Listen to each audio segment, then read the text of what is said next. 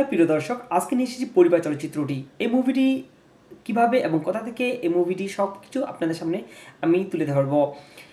অবিনাশ মুখোপাধ্যায় একজন অবসরপ্রাপ্ত স্কুল শিক্ষক, যিনি উত্তর কলকাতার একটি পুরনো বদেবী বাড়িতে তার স্ত্রী ও তার ছেলেকে নিয়ে থাকেন।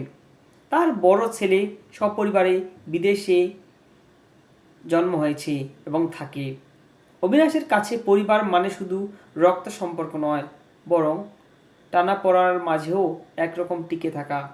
গল্পর মোড় ঘরে যখন অবিনাশ জানতে পারে যে তাদের সেই পুরনো পৈতৃক সম্পত্তির বাড়িটি প্রোগ্রামিং করার জন্য পাড়ার কিছু অসাধু লোক উঠে পড়ে লাগে সেটি কেনার জন্য এবং দখল করার জন্য।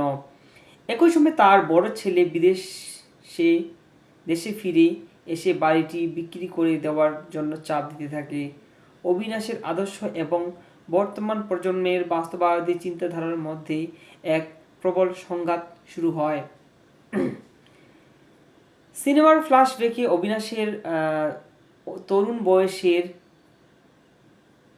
কিছু দৃশ্য থাকবে, যেখানে দেখানো হয়েছে কিভাবে তিনি এক হাতে এই পরিবারকে আঁকড়ে রেখেছিল।